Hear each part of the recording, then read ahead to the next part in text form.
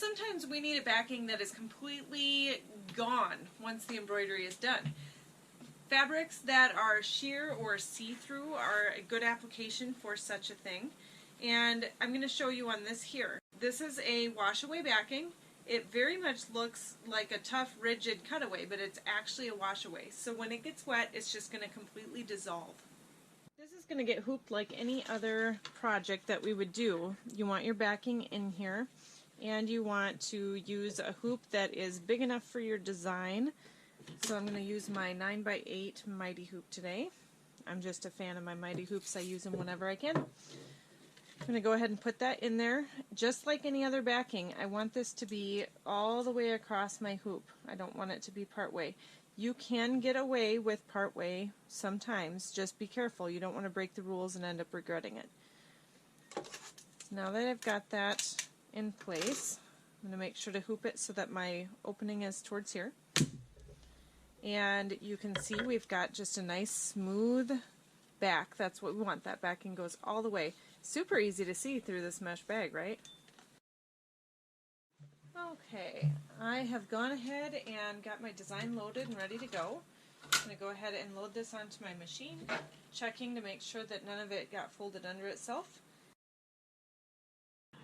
You probably can't see it, but there is a little red laser light that shows me right where my design is going to land, which is pretty handy. And my machine is got an adjustable pressure foot, so I'm going to go ahead and put that down to the setting I think it needs to be at, and then we're ready to start stitching. Alright, it is done stitching. We can unhoop just like anything else, and what I like to do is treat it like a cutaway at first. Go ahead and turn it out so you can see what you're doing.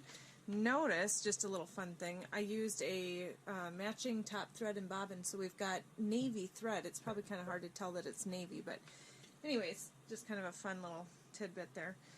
So with this, treat it just like a cutaway and turn it so that you can see your garment versus holding it like this. We're going to hold it like this.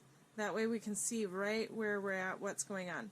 And we're just going to trim away the majority of it. Don't worry about getting it super cute and pretty because it's not going to stay there anyways. We're just going to do a quick little cleanup just so that there's less to actually wash away.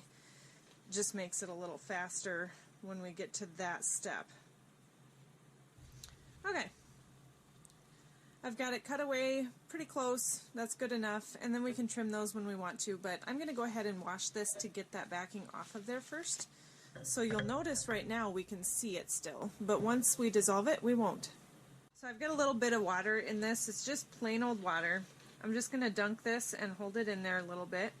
Now one thing about having, if you're doing a lot of this, have a designated area or clean your sink before doing it just to be safe so that you don't end up getting any dirt or other things on the garment as you're doing this. So you can see it's already dissolving pretty good. It doesn't take much. The first time I used this I thought there is no way that is going to dissolve, and it did just like that. So there it is. You can see how awesome that is. Just imagine the possibilities with this stuff. Freestanding lace, all kinds of neat things. No backing left over at all. Pretty awesome.